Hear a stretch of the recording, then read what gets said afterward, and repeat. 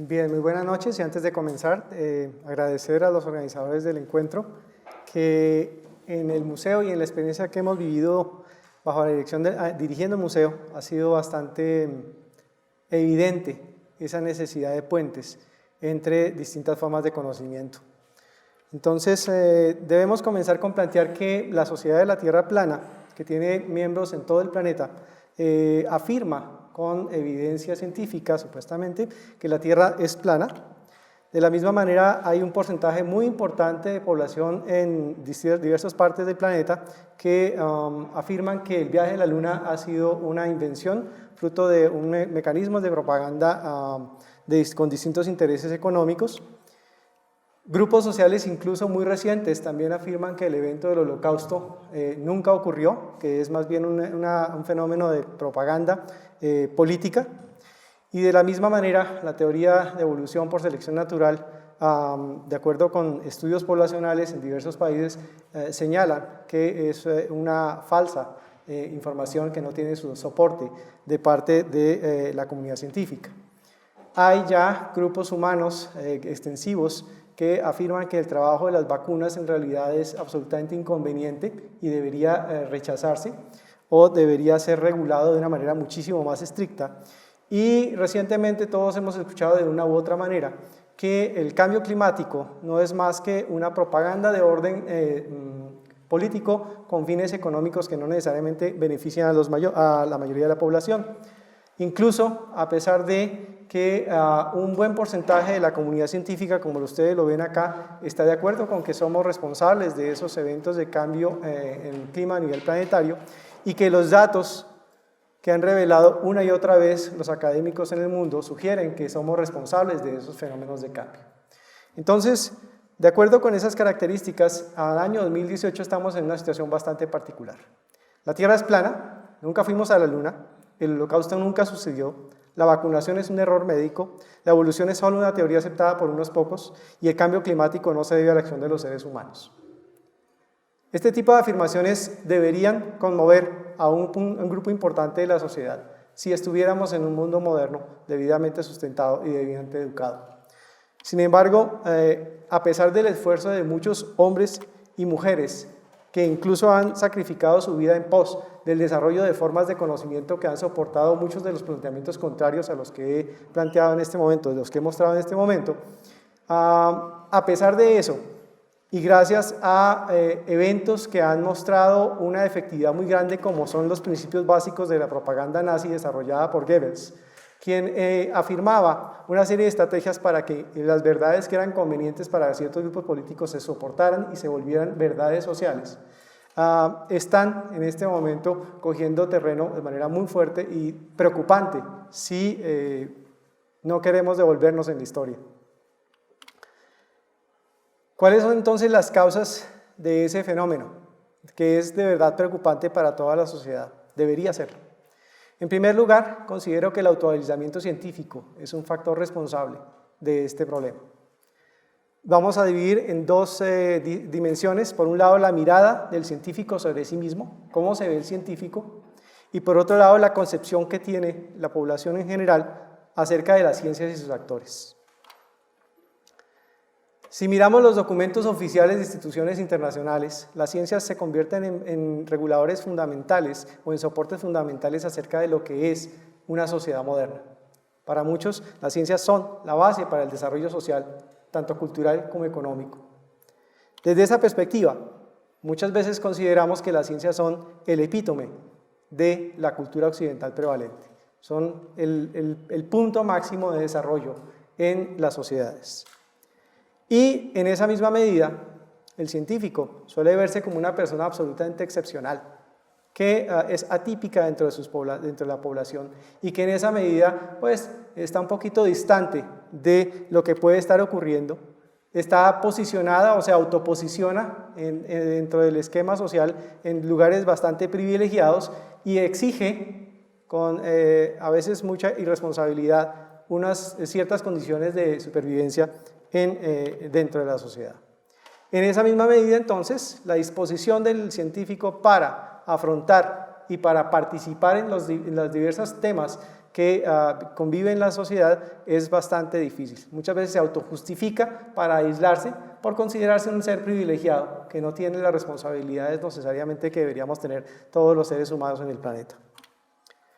La sociedad asimismo ha reiterado esa posición y ven al científico como un personaje fuera del universo, una persona que es irregular en ese sentido, que hace parte de una élite diferenciada, que no está necesariamente asociada o que coordinada apropiadamente con las demás actividades sociales y son poco empáticos y absolutamente fríos. Con frecuencia vemos así a las personas. Nos olvidamos de que hay posibilidades de interactuar y que todo ser científico también es un ser humano con muchas otras dimensiones. Y tenemos imágenes como por ejemplo Ernst Mayr, uno de los padres del soporte de la teoría científica moderna, cortando el pasto de su casa. También tenemos fotografías de él cuando se casa y cuando carga a sus hijas y les ayuda a cambiar el pañal. O tenemos a Konrad Lorenz jugando con sus amados aves. O tenemos la fotografía de Oswald Avery, uno de los fundamentales en comprensión de lo que es el ácido desoxirribonucleico, con su banda de jazz tocando los fines de semana. Ese tipo de dimensiones son generalmente poco aceptadas dentro de la sociedad acerca de lo que el científico es, y en ocasiones muchos científicos consideran que hacer algo que esté por fuera de la ciencia es en cierta medida pecaminoso. No hace parte del status quo y de lo que se esperaría en la vida social. En esa misma medida, las sociedades, no solo la sociedad occidental, sino casi todas las sociedades, han considerado los saberes como fuentes que no solamente son necesitadas, sino que también pueden ser fuentes de temor. Hemos tenido ejemplos de ese tipo de actitudes en muchos eventos culturales que también se han acercado a Occidente. Por ejemplo, Raymond IV de Toulouse, en una de las cruzadas, decide quemar más de 3 millones de libros antes de destruir estas ciudades de Trípoli, porque pues no hacían parte del referendo y de lo que era considerado el referente básico y la ortodoxia de lo que era el pensamiento occidental. La pregunta allí es, ¿qué pasó con el resto de gente que estaba con él? ¿Qué pasó con la gente que estaba viviendo en esas ciudades? ¿Por qué dejaron quemar esos libros sin mover un dedo? Claro, hay problemas de orden de imposición física acerca de las decisiones, pero también debería haber una posición política tanto de los que estaban en la ciudad como de quienes estaban acompañando a esos ejércitos. ¿Dónde estaba la educación de estas personas? Tenemos ejemplos más cercanos. En 1930, quizás todos recordamos, hace muy poco relativamente, se recordó, no deberíamos decir se celebró, sino se recordó la quema de libros que empezó a desarrollar el movimiento nacionalsocialista en la Alemania nazi. Y muy recientemente y de manera más cercana, tenemos políticos y representantes de nuestros movimientos sociales que consideran que ese tipo de comportamientos son avalables o defendibles. ¿Cómo rompemos entonces esa brecha? Y hay al menos dos opciones, una de ellas no son tanto opciones sino como posibilidades. Una es la que voy a desarrollar con mayor extensión. En primer lugar, la divulgación científica, y de eso se han encargado una gran cantidad de personas.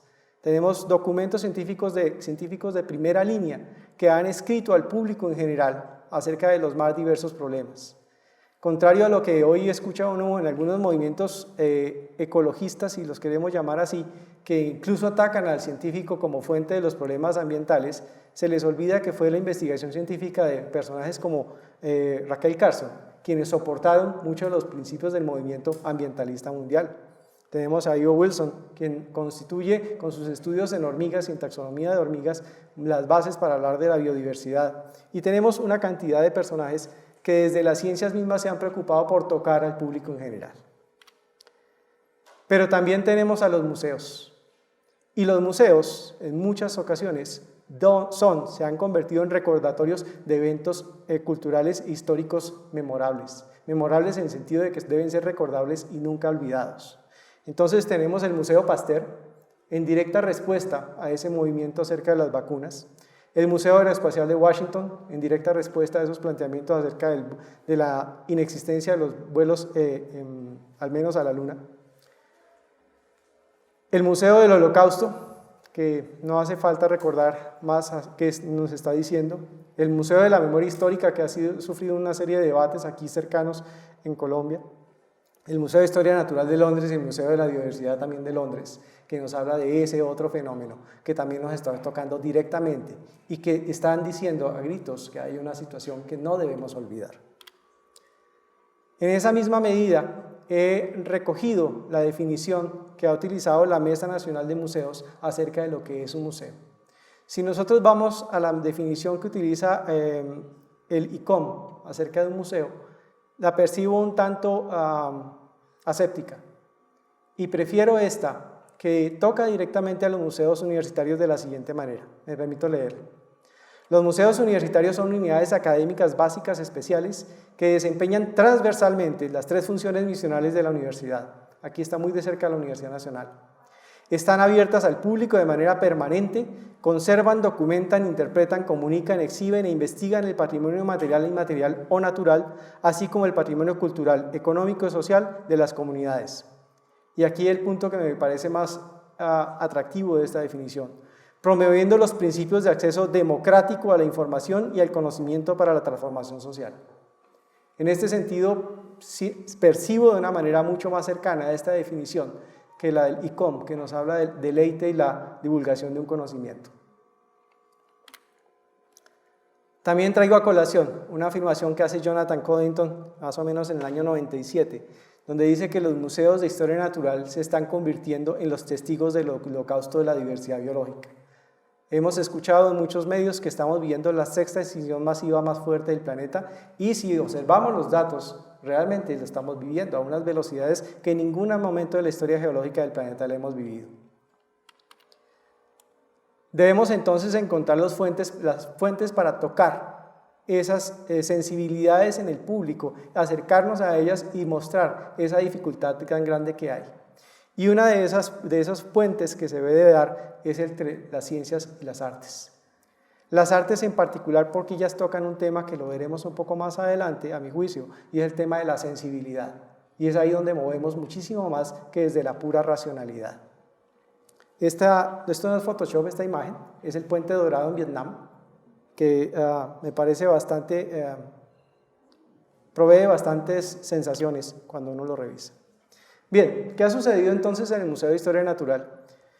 Es una institución que desde el 1938 viene funcionando y tiene como misión promover la divulgación del patrimonio ambiental colombiano, exhibiendo cerca de 2.000 ejemplares representativos de la riqueza biogeográfica de nuestro país.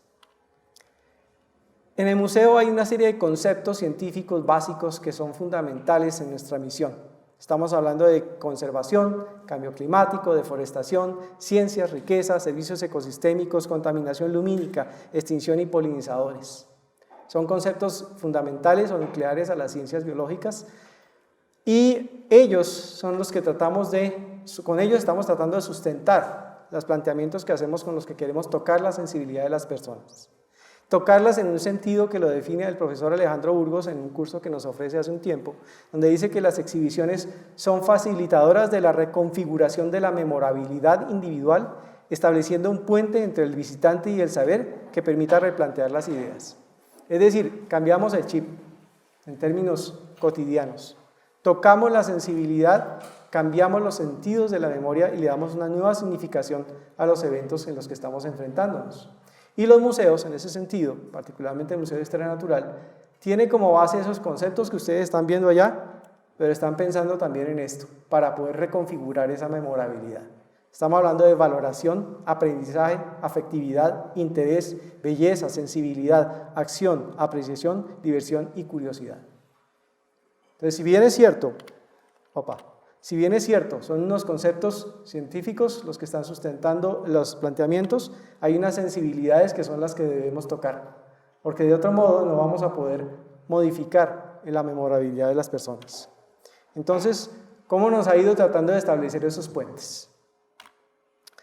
Vamos a presentar 4 exposiciones en las que vimos esa conexión, buscamos esa conexión entre las ciencias y las artes. La primera se llamó Polen a lo Grande, fue una exposición temporal en el año 2017. Contamos con el apoyo de una artista, la doctora María José Leaño, ella es diseñadora textil de la Universidad de los Andes, que ha venido trabajando ya desde hace un tiempo en la apreciación estética y funcional de los seres biológicos y de las formas biológicas para el desarrollo de muchas actividades, desde los temas textiles hasta aspectos tan tecnificados como el desarrollo de películas en sentido plástico para diversos usos a partir de las sedas de animales. En última, lo que ella está mirando es lo biológico como inspirador de las actividades humanas. Y dentro de ese trabajo, ella se dedica a estudiar el polen y aprecia esa belleza estética del polen, y aquí entra la parte, digamos, científica, con una colaboración que siempre ha sido permanente en el museo, y es los profesores del Instituto de Ciencias Naturales. En este caso, el profesor Edgar Linares y el profesor Orlando Rivera nos ayudan a consolidar desde el punto de vista científico las afirmaciones que se hacen en la exposición. Se monta entonces una exposición que tiene un planteamiento muy interesante, que me permito leer el planteamiento de María José. El polen constituye un objeto de la naturaleza con gran carga simbólica y pragmática en el imaginario de la sociedad, asociado a la esperanza y alegría por la floración y fructificación de toda clase de plantas, desde las estéticamente atractivas hasta las requeridas para nuestra subsistencia. El polen trae a la mente humana una gran cantidad de sensaciones positivas. Asimismo, este objeto se encuentra ligado a una preocupación mayor alrededor de la diversidad de polinizadores y los preocupantes cambios que esta diversidad está experimentando actualmente. Entonces, noten ustedes cómo el planteamiento con el que esta expositora abre esta exhibición conecta las sensibilidades con los problemas puramente pragmáticos y también con los problemas puramente científicos.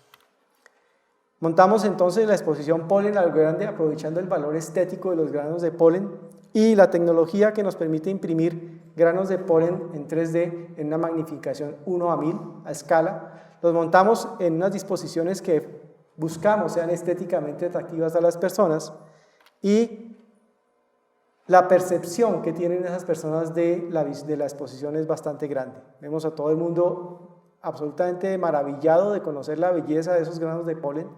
Incluso logramos que en química nos ayuden replicando los olores de algunas de las plantas que están exhibidas acá, para que la percepción no solamente sea visual, sino también sea olfativa. Aquí de pronto no puedo desarrollar una disquisición teórica desde el punto de vista museológico. Para esto el profesor William nos va a colaborar montones, porque como él bien lo sabe, mi tradición no es de museólogo, sino que ha sido de los últimos años entrando en contacto con una dificultad que le ha planteado al comienzo de la exposición. Una dificultad cultural que, si no atendemos, pronto veremos los resultados que no serán los más afables. Esa exposición entonces se conecta con una charla magistral donde se habla de la importancia de estos animales y del polen para la vida y la supervivencia humana, y lleva a maravillar. De pronto esta imagen para mí resuelve mucho de lo que es la exposición cuando yo veo estos rostros en los visitantes, tanto del padre como de la hija. Cuando tocamos esas sensibilidades es que vemos que hemos hecho un trabajo apropiado. La segunda exposición se denominó Huesos deforestados. Es una exposición también temporal del año pasado que tiene una particularidad. La exposición entra en una confluencia de eventos bastante particular. El país cambia políticamente y ese cambio, tristemente, no potencia las posibilidades de conservación, sino que las hace aún más difíciles de sustentar. A pesar de tener un conocimiento de la riqueza que poseemos y de siempre cacarear que somos un país absolutamente diverso, los cambios políticos que ocurrieron en el país lo que ha potenciado es que estemos cada vez más lejos de seguir siendo ese país tan diverso como lo queríamos ser. Lo curioso de este tema es que quienes se acercan a proponer una exhibición que toque este aspecto en particular es un grupo que uno pensaría no necesariamente son cercanos al tema conservacionista. Se trata de la organización Havas, es una multinacional que trabaja en la publicidad de grandes compañías, de las más grandes que ustedes se puedan imaginar. Ellos manejan la publicidad de estas entidades y que están preocupados permanentemente por el tema de potenciar el consumo de sus clientes, quienes son las compañías que producen. Sin embargo, ellos también perciben la dificultad fuerte que significa el problema de consumo y los problemas ambientales que estamos viviendo. Lo hacen desde sus conocimientos, que son distantes a los nuestros, y nos proponen entonces desarrollar esta exhibición. Desde el punto de vista científico, el museo ofrece el apoyo y la documentación necesaria para soportar las afirmaciones que ellos inicialmente tienen sobre el tema de conservación.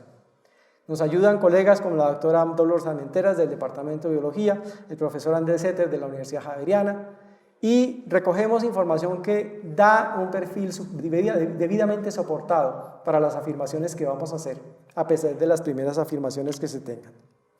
Se seleccionan una serie de especies con categorías de riesgo de extinción, que son además sensibles a la percepción humana diaria, y se monta una exposición en la que se muestra una serie de esculturas que replican en buena medida la forma de esas 9 especies. Es una exposición que recoge de manera muy interesante un concepto que a ellos, a esos creativos de esa empresa, se los debemos. Ustedes van a ver, yo quisiera saltarme aquí a este video para que veamos un poco hasta dónde pueden tocar nuestras sensibilidades. Es extremadamente acelerada. Bosques secos, por ejemplo, sabemos que a menos del 10%.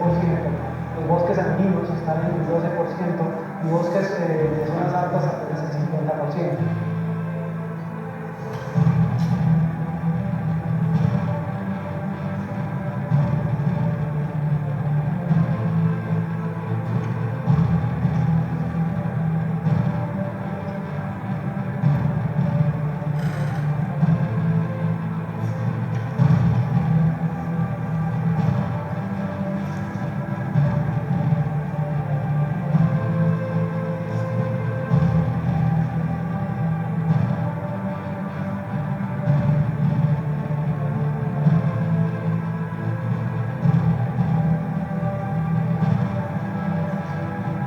Tenemos que cuidar algo y son las proporciones. Ya nos quedaría cómo lo vamos a implementar en la base o lo que vamos a hacer de soporte para que nos lo resalte y que esté de una manera dinámica.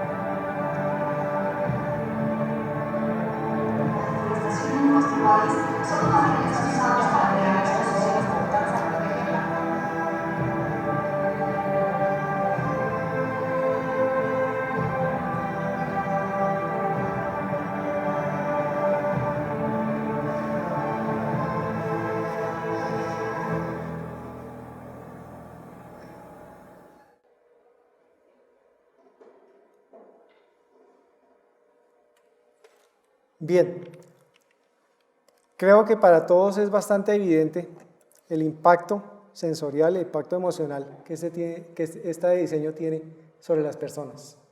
La primera sección de la exposición del video que ustedes acaban de ver son los datos, tal cual, no hay una modificación, es información pura y dura si lo queremos.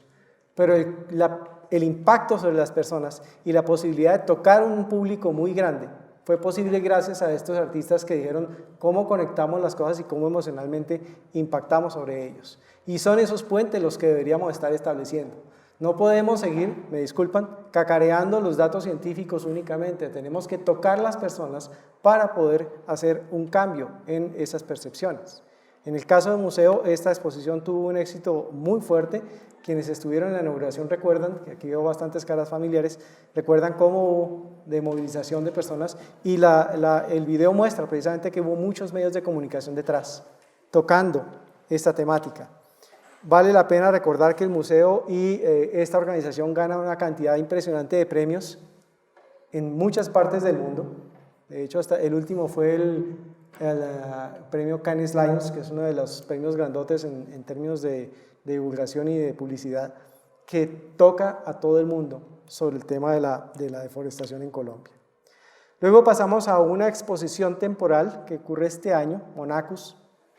Es el desarrollo de una estudiante de pregrado, Alexa Rodríguez, quien se acerca al museo a decirnos: profe, yo quiero trabajar el tema de la extinción desde la perspectiva de las artes. Y ella hace algo también muy interesante, ella es una estudiante de doble programa. El aspecto científico es esta especie se extinguió. vivía en el Caribe colombiano, la foca monje del Caribe. El último avistamiento ocurre en 1952. De acuerdo con los estándares internacionales para reconocimiento de un caso de extinción, ya creemos que no hay más poblaciones de este animalito. Pero ella dice, mire, ¿por qué no tocamos ese tema? ¿Y qué se le ocurre a esta mujer? Nos dice, vea, hay muestras de ADN de las pieles de este animal, que es lo único que queda, de una secuencia que utilizamos de manera estándar en biología, que es la citocroma oxidasa 1, para una gran cantidad de preguntas que se quieren hacer. Y ella toma esas muestras, toma la secuencia, y la secuencia la convierte en su base, en sus aminoácidos correspondientes, y luego lo transforma en un sistema musical, de acuerdo con lo que más se le ajusta a ella es el sistema de tetragramas que utilizaba la música griega. Entonces, sí, lo convierte en una canción. Construye un instrumento musical adecuado para eso, y cuando pone a sonar ese aparato, que funciona solamente cuando el agua salada se mezcla con los metales, hace que se mueva el motorcito y empiece a girar esto y empiece a sonar, suena la música de la citocroma oxidasa 1 de una especie extinta. Esta es una conexión que va más allá de lo que uno podría pensar desde la ciencia, supongo yo, que muchos de nosotros en ciencias diríamos, eso no se me hubiera ocurrido en siglos. Lo mismo que los huesos deforestados tampoco se me hubieran ocurrido en siglos. Así como los datos que nosotros proveímos para poder hacer el soporte, ellos lo hubieran necesitado. Y el impacto es muy bonito, cantidad de personas se ven absolutamente maravilladas cuando escuchan ese canto, con un mensaje muy fuerte, porque es el mensaje de una especie extinta, pero es algo que está tocando a las personas. Luego tenemos la de exposición Diversidad de la Noche, que es mucho más lúdica, es una exposición que ocurre este año. Los Artistas es una ONG que se denomina Cundinamarca Nocturna. Ellos empiezan por tomar fotografía del cielo nocturno como un interés puramente lúdico, pero detrás de esa observación del cielo nocturno se dan cuenta de un problema ambiental que no todo el mundo está consciente de él, y un problema ambiental que está sonando en muchas partes del planeta. Es el problema de la contaminación luminosa. Esta es una imagen, pues no tenemos las mejores condiciones de visualización en este momento, pero es una imagen que de pronto ustedes han visto en internet de cómo se ve el planeta de noche. Hay una gran cantidad de iluminación que está afectando negativamente a una gran cantidad de diversidad biológica. Y también nos está afectando la salud. Muchos de los líos de sueño y desórdenes emocionales que estamos sufriendo están asociados a la presencia de luz todo el tiempo. Entonces, partiendo del desarrollo estético que ellos hacen con fotografías como esta es una foto que se toma aquí cerca de Cajicá, de noche. Así se ven las estrellas cuando no hay luz. Y así estamos tratando de empujar esta exposición, con una noción que es desde la poética, es desde la estética también. Se monta una exposición que habla precisamente de la diversidad de los seres de la noche y la diversidad del cielo nocturno. Esa exposición cuenta además con una charla inaugural que es particularmente bella en términos estéticos y en términos científicos.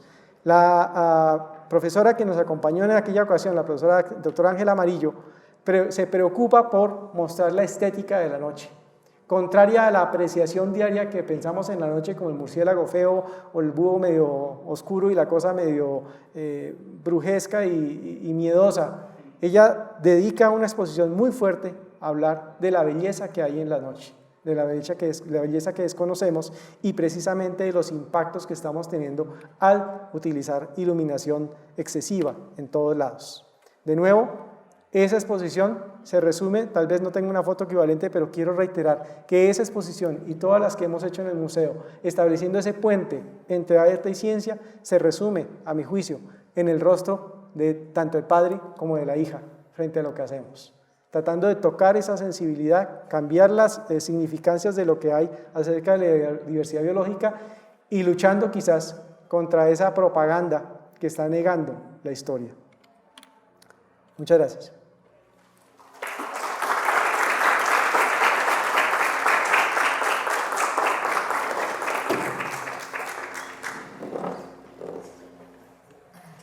Bueno, En primer lugar, quiero agradecer a quienes organizaron este espacio por la invitación.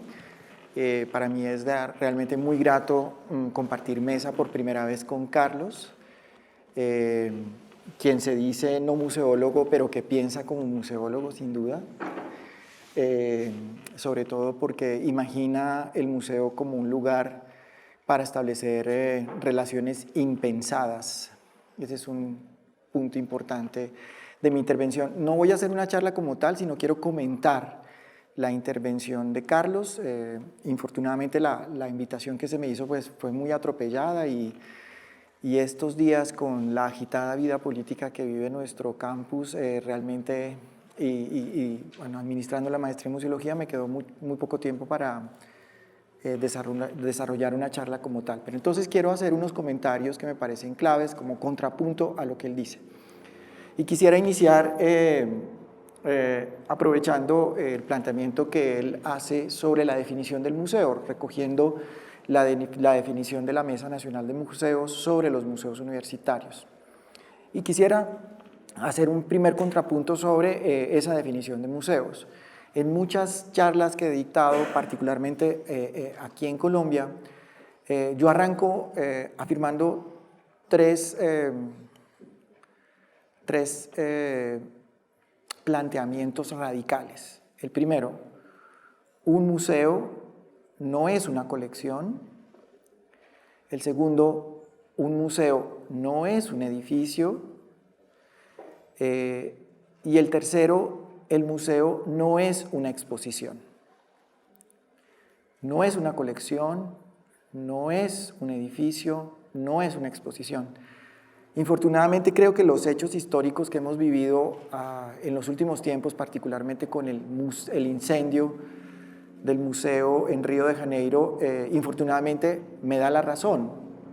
En un debate que tuvimos con Edmond Castel, mi colega que acompaña el proyecto de la maestría en museología en el programa de radios que tenemos sobre museos en la emisora de la universidad, Museos en Contexto, aprovecho la propaganda, planteamos un debate. Él decía, efectivamente, el museo se acabó y lo que ha ocurrido alrededor de estos museos, cosa que, digamos, no ha mojado prensa, es muy interesante porque la red de personas, la red de científicos, historiadores, biólogos, arqueólogos, paleontólogos, que estaba alrededor de este museo, efectivamente muestra que el museo no era el edificio, el museo no era la colección y el museo no era la exposición única y exclusivamente.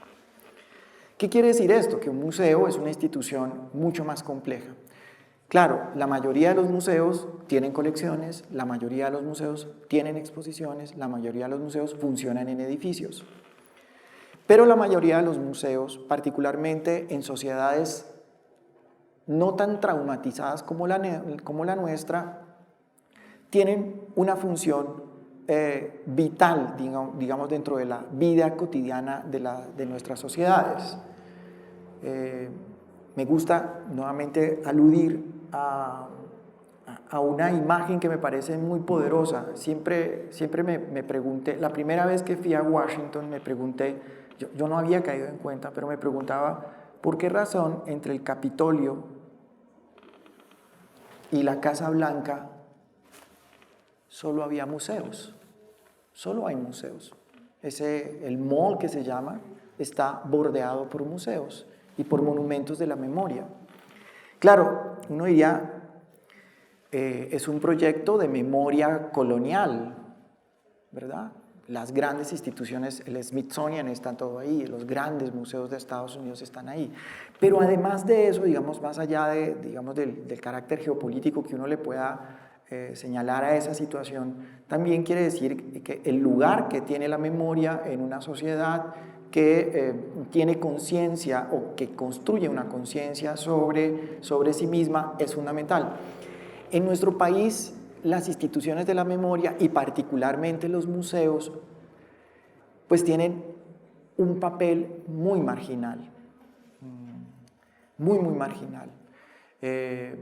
Sin duda, los proyectos que nos ha presentado aquí Carlos son ejemplos de la potencia simbólica de las relaciones que se pueden desarrollar en los museos a partir de procesos curatoriales y museográficos imaginativos, inusitados, particularmente cuando las relaciones entre las disciplinas no se fundamenta en una especie de, digamos, de lucha feudal sobre quién posee los objetos disciplinarios, sino más bien desde la perspectiva de qué podemos decir desde diferentes perspectivas disciplinarias sobre los objetos y las colecciones de los museos.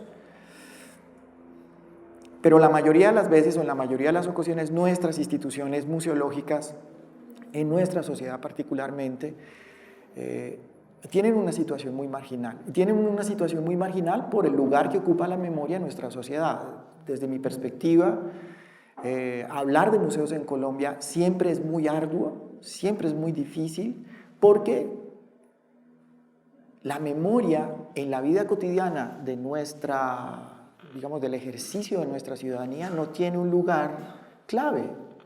Digamos que nuestra ciudadanía es una ciudadanía achatada, vive en una especie de presente pulsional, con una muy difícil perspectiva, con una muy difícil posibilidad de construir proyecto, digamos, basado en una mirada de largo aliento o mediano aliento sobre la propia subjetividad, sobre el propio lugar que tenemos dentro de la sociedad. Y aquí viene nuevamente el problema de la definición de los museos. Carlos llamaba la atención sobre todo en la definición del museo universitario, de la Mesa Nacional de Museos, el carácter político que tiene el museo, ¿sí? Y claro, si uno se remonta a la historia de las instituciones museológicas contemporáneas, pues tiene que definitivamente coincidir con muchos de los historiadores de museos.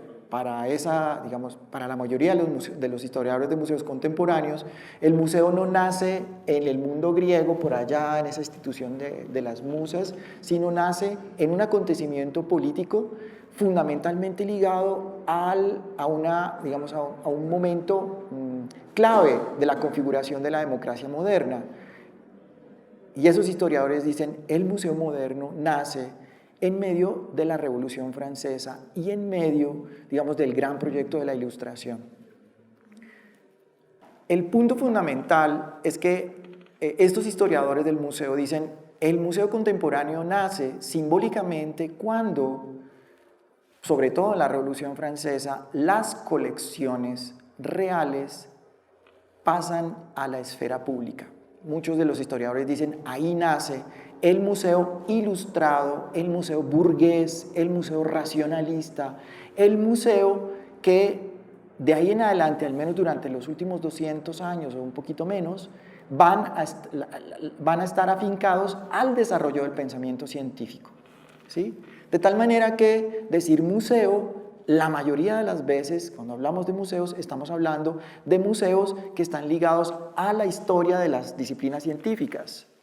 Es indefectible, por ejemplo, si uno va al Museo de Historia, al Museo Nacional de Colombia, es indefectible, así uno pueda establecer muchas críticas, muchos debates, pueda ahondar críticamente sobre la historia de la colección, que ese museo está fuertemente ligado al desarrollo de la disciplina histórica en Colombia. No hay nada que hacer, ¿sí? Dialogue o no, su diálogo haya sido, digamos, fructífero, complejo, rico o muy problemático, con sobre todo el desarrollo de la disciplina histórica académica. Piensen en cualquier escuela de historia, piensen cuántos historiadores de nuestra escuela de historia han hecho curaduría en ese museo. Hay muchos, pero sobre todo hay muchos que han interrogado el museo preguntándose por la especificidad de lo que significa exponer en un museo. Bien, el otro comentario que quisiera hacer a propósito de eso es relacionar precisamente esa especie de mirada apocalíptica que nos plantea al principio, la mirada apocalíptica que nos planteó al principio Carlos con respecto a la gran crisis o más bien a a los grandes retos que nos está planteando hoy las grandes corrientes irracionales, antimodernas, autoritarias, machistas, que están apoderándose sobre todo del gobierno de los estados. Ahí hay un gran reto para las instituciones museológicas, sobre todo cuando uno imagina que las instituciones museológicas están fuertemente ligadas no solamente al desarrollo de la historia de la ciencia, sino al desarrollo de la sensibilidad. Nunca se me olvidará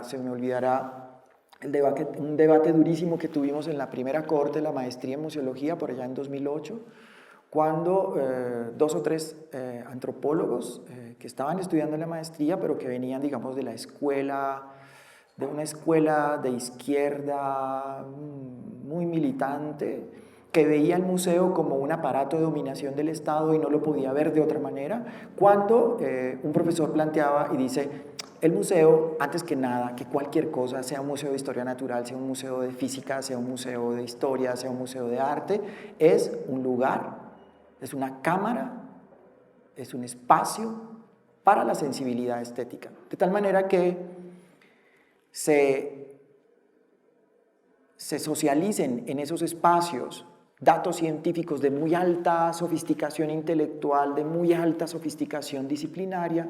De todas maneras, es un lugar en donde la sensibilidad tiene que jugar un papel fundamental. Y ahí, digamos, quisiera establecer la última relación o planteamiento que quisiera hacer con respecto a la conferencia que nos ha acabado de dictar Carlos, para luego abrir el diálogo con ustedes. Este problema de la sensibilidad es un problema muy complejo. Digamos que el primer lugar en donde aparece la sensibilidad del museo es, por supuesto, en el discurso museográfico. Pero lo que nos ha mostrado, y cuando digo discurso museográfico estoy hablando del mobiliario, de la paleta de colores, del diseño efectivamente con el que el espectador se encuentra en el espacio expositivo. Pero Carlos nos ha mostrado que la sensibilidad o la pregunta por la sensibilidad en los museos aparece también cuando los museos establecen preguntas curatoriales inusitadas. Y bueno, la palabra curatorial seguramente para muchos de ustedes aquí está muy difícil. ¿Quién es el curador? ¿Qué es el curador? Me parece una palabra un poquito esotérica, pero digamos, para definirlo en forma muy rápida y acaso lapidaria, el curador es el o la persona que construye el discurso que comunica el museo. El discurso que comunica el museo en, normalmente, sus espacios expositivos, de tal manera que en la definición contemporánea del espacio expositivo, el espacio expositivo se considera como un lugar en donde el museo dice algo, o sea que hay una intencionalidad, o sea que el museo o el espacio expositivo no es simple y llanamente un lugar donde se cuelgan cuadros, o donde se disponen esculturas, o donde se disponen unos animales disecados.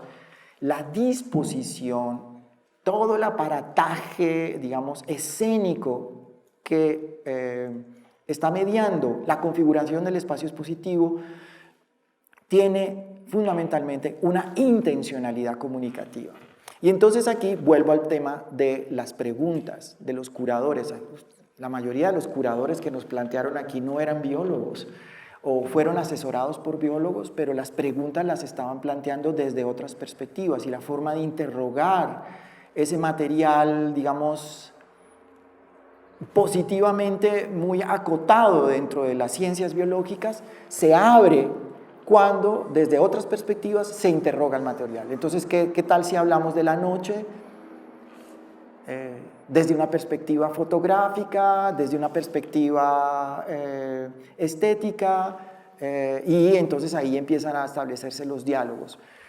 Vuelvo entonces sobre mi planteamiento inicial. El museo y sobre todo el espacio museológico es un espacio lleno de tensiones, pero sobre todo se vuelve muy significativo en términos sociales y políticos cuando esas preguntas que planteamos allí son preguntas inusitadas.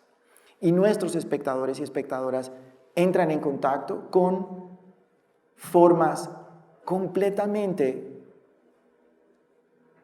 nuevas, o si se quiere, no cotidianas, de ver un material tan acotado, digamos, en términos de la biología o de la física o de la matemática o qué sé yo qué, ¿sí?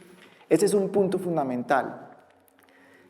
Para cerrar quisiera volver sobre el tema del lugar que tienen los museos en nuestra sociedad, ¿sí? Según el inventario del programa de fomento a museos en Colombia, hay más o menos unos 450 museos. En Bogotá hay 70, más o menos, 70, 75. La visibilidad que tienen esos museos en nuestra sociedad es mínima.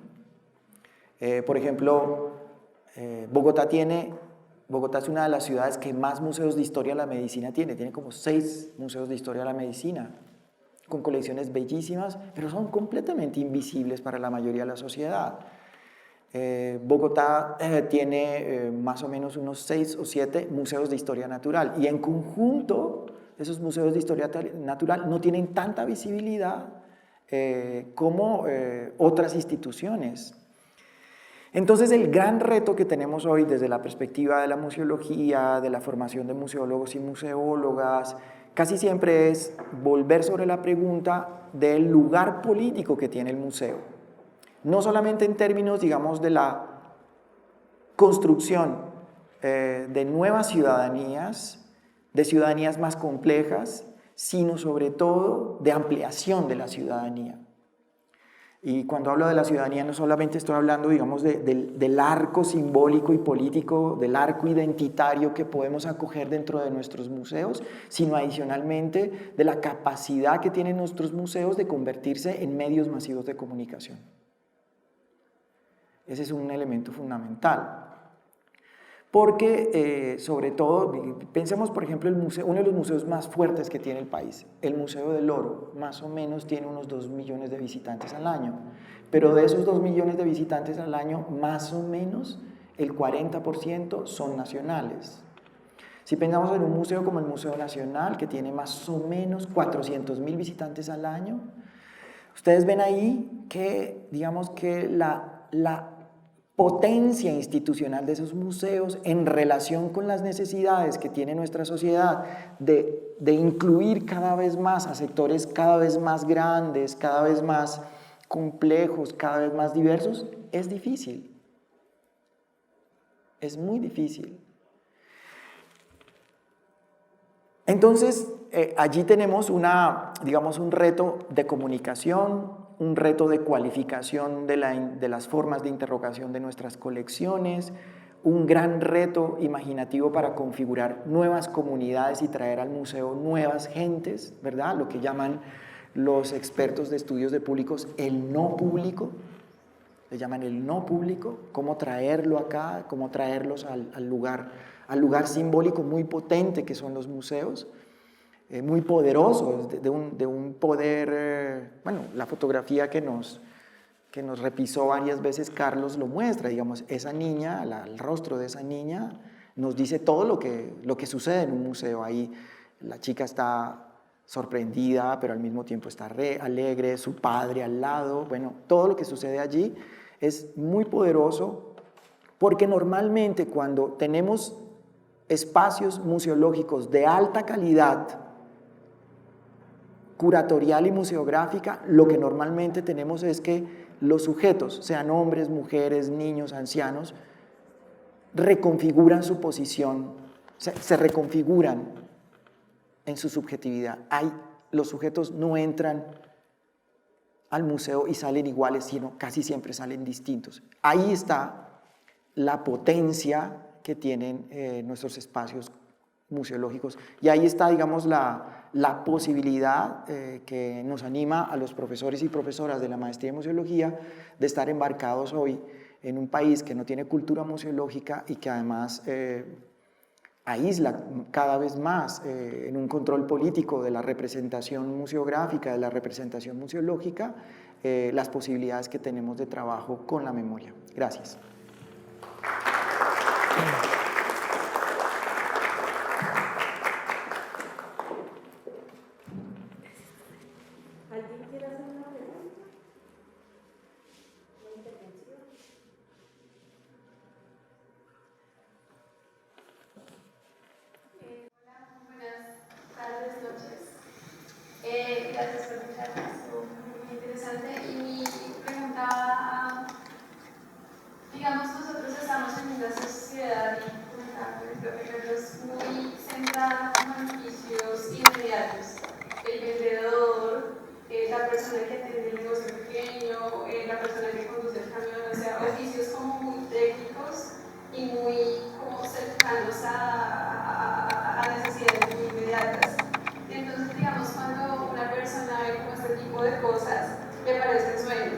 parecen como, no sé, en mi opinión, me parecen como cosas muy grandes que de pronto no puede alcanzar, y esa parte de la identidad entre lo que esa persona siente que puede hacer o como su utilidad o la aplicación inmediata que siente que puede tener su propia vida en familia, su propia vida con amigos, con la gente que lo rodea, es muy lejana de ese como Edeno, como bolita súper lejana que es de pronto, no sé, ya saber sobre organismos o un conocimiento como más avanzado de eso también tiene que ver con la educación, o sea, lo ven como una cosa inalcanzable. Entonces, digamos, en este sentido, también hay como un planteamiento en que los sistemas que comunican están como en islas. Entonces están los museos que están por parte del gobierno por una parte, está la universidad por otra parte, y esa falta de conexión, están como las células que podrían generar cambio, pero están desconectadas. Entonces mi pregunta va para el profesor Guillermo, que ha tenido de pronto un poco más de experiencia con el Banco de la República y con estas instituciones. ¿Cómo se ve esa perspectiva desde los, no sé, el manejo de gobierno, el manejo de planeación, el manejo de proyectos sociales, para tratar de conectar esas dos cosas? Porque están los elementos, pero hace falta la conexión, me da la impresión. Muchas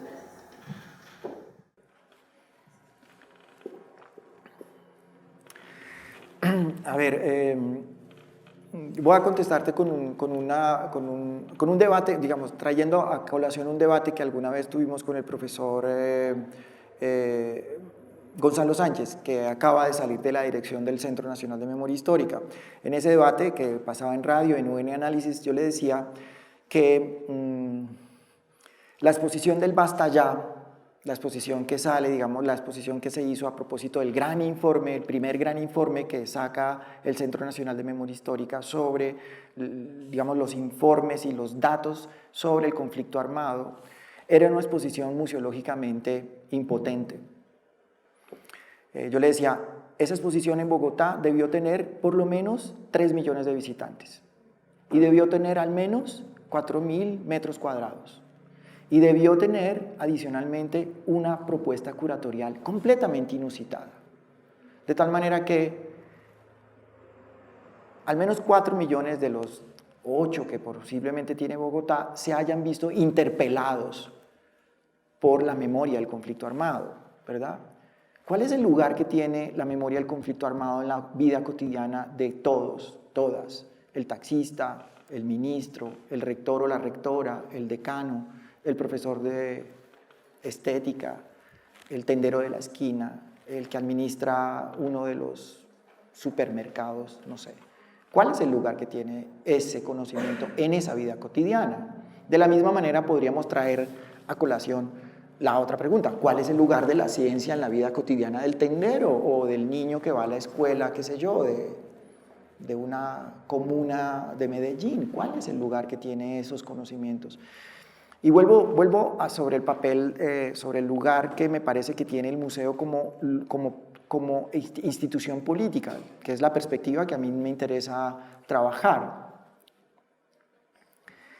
Esa institución política, esa institución simbólica que normalmente escenifica espacios de memoria, tiene la principal función de religarnos con la memoria de una comunidad, pero sobre todo es un religue de la memoria desde muchas perspectivas. Digamos que las disciplinas científicas y las artes aquí juegan un papel muy importante, porque no queremos, qué sé yo, que el niño que va a la exposición para ver la exposición del polen salga biólogo. Si fuera así, sería buenísimo, digo. Pero no es lo principal. El niño o la niña que va a ver el polen seguramente se va a llevar en su imaginario se va a ver más complejo, va a ser más grande, va a ser más profundo, va a ser más plural, va a estar más lleno de preguntas, de imágenes, y de imágenes interrogadas desde diferentes perspectivas. De tal manera que yo creo que la condición política del museo está ahí, en la recuperación de esa resonancia intelectual, cognitiva, estética, que podemos esperar de nuestros públicos. En la medida en que los espacios expositivos no son lugares, ¿cómo decirlo?, de control autoritario del sentido, sino por el contrario, son lugares polivalentes que generan diferentes rutas, múltiples interpretaciones, pero que normalmente están animados con una densidad disciplinaria, una densidad cognitiva, una densidad, si se quiere, científica, la palabra siempre me incomoda, histórica. Yo creo que podemos tener siempre espacios de interpelación siempre muy complejos. No sé qué piense Carlos. Sí, creo que hay un componente crítico, a veces lo estaba trayendo en memoria de conversaciones con personas que han tenido relación con niños de zonas con muchas complicaciones en la vida, inclusive con personas de cárceles. Y la percepción que ellos tienen del universo es realmente mucho más restringida y está muy simplificada. Casi que llevándolo al extremo de esas frases famosas que dicen que si su cabeza es un martillo, lo único que ve en el mundo son puntillas. Entonces los museos deben abrir precisamente esos espacios, deben ofrecer otras realidades y mostrar otras sensibilidades a las personas. Creo que hay un papel crítico, porque en la medida en que la realidad se hace más compleja, nuestra capacidad para afectar también se hace un poco más ecuánime. Los humanos somos bastante obscuros en la filosofía de cosas. Uno suelta un humano y lo hace las veces. Y creo que en la medida en que uno entiende la complejidad que vivimos, se nos hace más fácil ser un poquito más precavidos en las decisiones que tomamos y los juicios que establecemos. Cuando uno escucha a muchos de nuestros líderes políticos haciendo afirmaciones de cierta naturaleza, el sistema estudiado, uno ha conocido otras realidades. Y eso es lo que le permite juzgar y tomar decisión de la manera como lo hace. Desde el poder político que tenga un líder hasta la persona del día a día que se cola para hacer fila en un banco. Todas esas personas de una manera tienen una restricción de sus conciencias. Y creo que los museos deberían tener una posibilidad de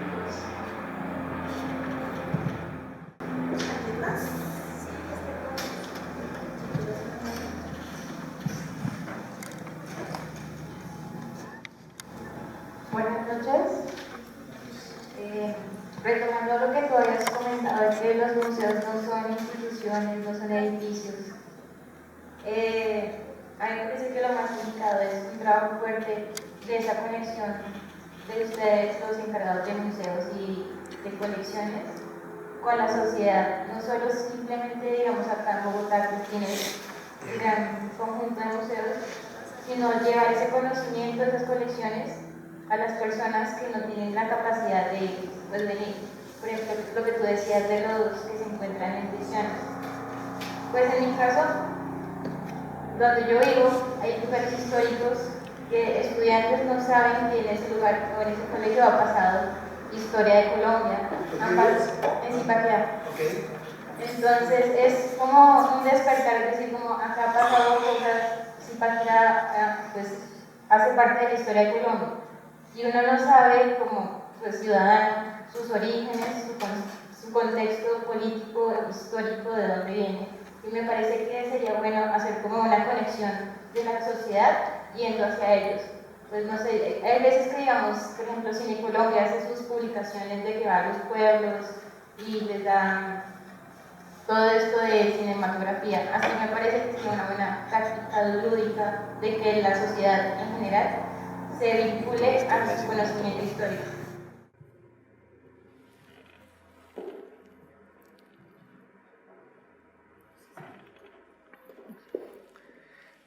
Bueno, yo te diría algo que es muy importante y es que, ojo, pensemos que el museo es una institución polivalente, es decir, no hay un tipo de museo particular. Piensen que un zoológico es un museo, un parque de historia natural es un museo, un jardín botánico es un museo en términos de la museología contemporánea.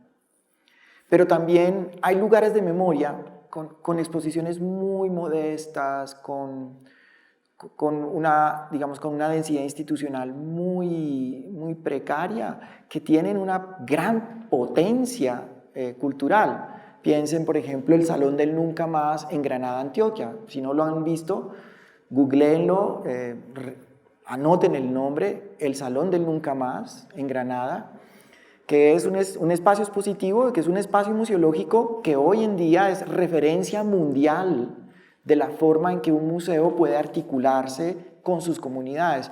Piensen, por ejemplo, también, qué sé yo, en el cementerio de Trujillo Valle, que también ha sido interrogado y agenciado desde perspectivas museológicas, aunque las personas que no lo han agenciado no han pensado en estamos haciendo museología, sino que muy instintivamente, muy lúcidamente por otro lado, muy racionalmente también, han empezado a articular formas de construcción de la memoria en situaciones a veces muy difíciles, en la nariz, por ejemplo, de los propios victimarios, en el caso de las madres que se reúnen alrededor del Salón del Nunca Más, que son mujeres, primero, muy valientes, muy corajudas, pero por el otro lado con un grado de elaboración muy grande de su sentido de la solidaridad comunitaria y por el otro lado de la forma como efectivamente había que rescatar los lazos comunitarios. Piensen, por ejemplo, lo que sucede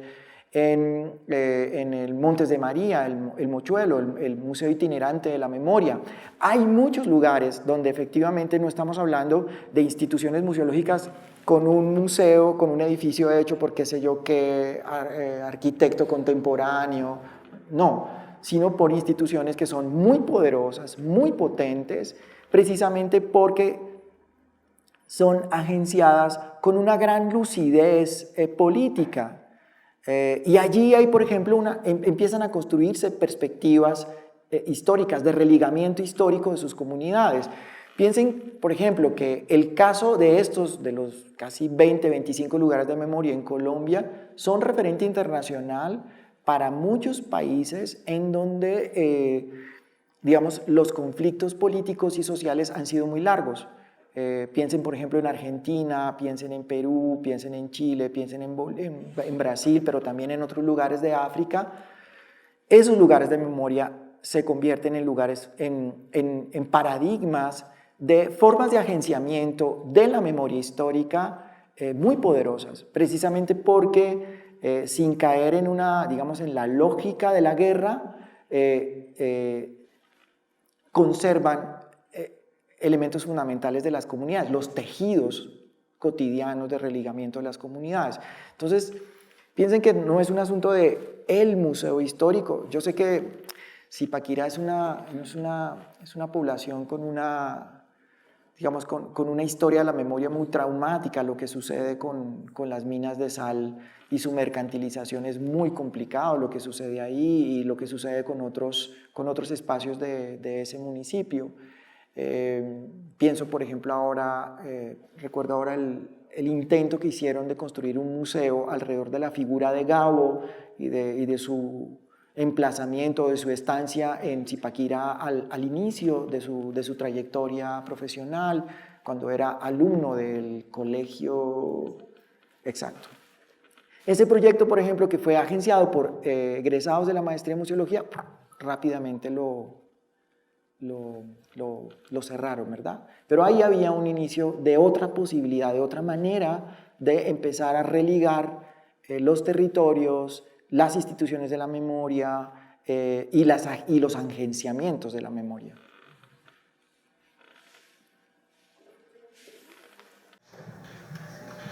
La salida de los museos a la comunidad tenemos un ejemplo muy importante aquí en la facultad y es el Museo de la Ciencia del Pueblo. Las cifras son, diría yo, por lo menos escandalosas en la cantidad de niños que han tenido ese museo. Son varios millones. Una actividad sin espacio, sin un edificio, como les decía, no tiene un edificio específico, pero la actividad que ha hecho ha recorrido, creo que el 80% de los municipios de este país. Y es una actividad de museo. Entonces ahí hay un punto. Y yo creo también que vale la pena de todas maneras hacer un recorderis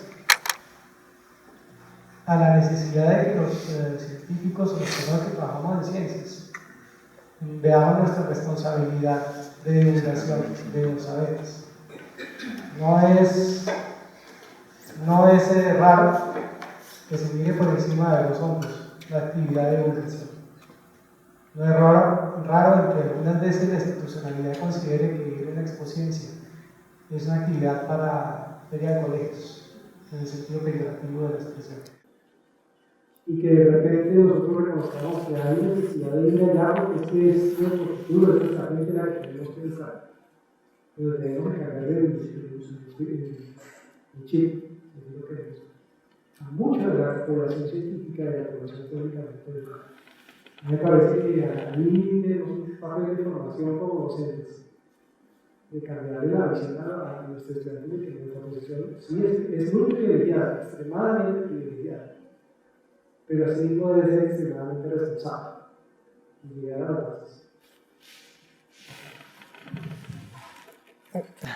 No sé si hay alguna pregunta, pero yo no quiero cerrar este espacio sin reconocer el trabajo de Carlos, reconocerlo públicamente y sobre todo en este espacio, porque desde la dirección de la profesora Janet Muñoz Saba, estamos hablando casi de 8 años, el Museo de Historia Natural permaneció cerrado para los proyectos de la maestría en museología.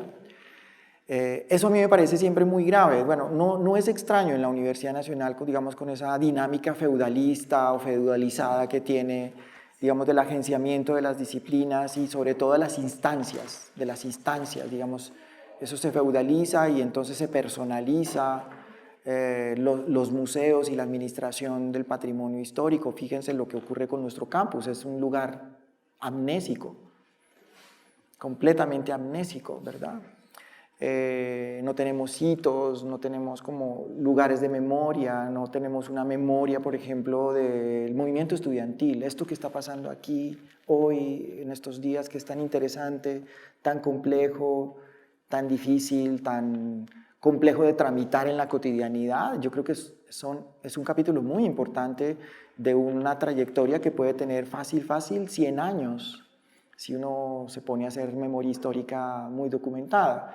Pero entonces quisiera hacer el reconocimiento a Carlos de que, verdad, ha tenido la entereza. Yo sé que no es fácil administrar el Museo de Historia Natural dentro de la estructura de la Facultad de Ciencias. Él lo ha dicho ahora, hay una especie de displicencia con respecto al lugar que tiene el museo, pero el mismo museo tiene muchas dificultades administrativas, hay muchas dificultades en general porque la Universidad Nacional no ha querido construir una política de museos, infortunadamente, y una política de museos seria, responsable, que dé cuenta efectivamente del carácter misional que tiene el patrimonio cultural, histórico y científico de la Universidad Nacional con respecto al patrimonio histórico, científico y artístico nacional. Eso es muy importante. Yo quiero de verdad hacer un reconocimiento a la lucidez, la sensibilidad y si se quiere la osadía con la que Carlos ha estado implementando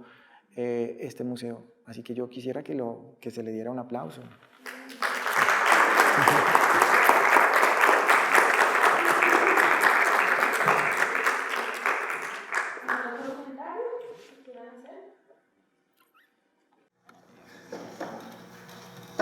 Quisiera agregar un poquito a la definición que hice ahorita, y hacer en sentido más o menos lo que tú comentas, es hacer sentir a la gente identidad con los elementos que están representados en el museo. O sea, ese sentido de que para la gente sea un futuro inmediato que pueda ser real, un elemento que pueda ser real en sus vidas. Obviamente un cambio tan grande no se va a lograr de la noche a la mañana, pero así como es un cambio de largo plazo, es un cambio que toca hacer pasito a pasito. Entonces, como llegar a la gente así, con esto no solamente bello, es grandioso y es muy bonito, sino que usted lo puede alcanzar de alguna manera. Usted se puede apropiar de eso, usted puede no solamente soñar con eso, sino manejar cierta parte de lo que usted puede hacer con eso también. Entonces, me parece muy importante eso.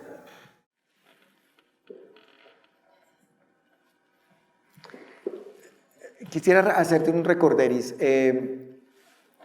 Infortunadamente, el programa Ida y Vuelta, que se llamaba, lo cerraron en la anterior administración del doctor Mantilla y hoy no creo que haya posibilidades de que eso se vuelva a abrir.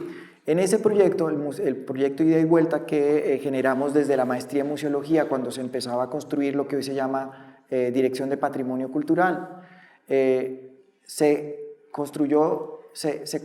configuraron casi 170 exposiciones, musealizando contenidos académicos muy complejos. Por ejemplo, el más complejo que realizamos la curaduría de una tesis doctoral que se llamaba Los 100 años de la acción pública de inconstitucionalidad. Eso era dificilísimo de tragar. Era la tesis doctoral de una profesora muy docta en esa materia de la Facultad de Derecho. Pero esa exposición junto a otras fue muy importante. Ahora recuerdo porque tuve que agenciar en ese momento, también dirigía la maestría, Mariposas de la Orinoquía. Mariposas de la Orinoquía fue una de las primeras exposiciones que se hizo en Tumaco, en la historia cultural de Tumaco. Sí, una exposición profesionalmente hecha. Y claro, al principio la gente en Tumaco nos decía, Mariposas de la Orinoquía, eso no tiene nada que ver aquí, entonces se iniciaba un proceso de negociación, que no fuera imposición. Bueno, finalmente Mariposas de la Orinoquía llegó a la Casa de la Cultura con todas las precariedades que había allí, pero se convirtió, junto con otras exposiciones, en hitos culturales de esa ciudad tan golpeada por la violencia de nuestro país. En una articulación de las escuelas de la ciudad, de los profesores de todas las áreas. Finalmente, el espacio expositivo fue un espacio muy potente y lanzó a todos los niños de las escuelas a mirar las mariposas de la región. Y se hicieron cuadernos, observación, bueno, un montón de cosas que son muy bonitas. Entonces, la potencia que tiene la Universidad Nacional en relación con el quiebre, la subversión de esa barrera letrada que hay entre los sectores, digámoslo así, populares y la cultura académica es fundamental, pero hay siempre que apelar a formas muy audaces de imaginar la resignificación de esos contenidos que parecen muy sofisticados, muy complejos, en lugares y en escenarios en donde la gente necesita ser interpelada por esas cosas tan complejas.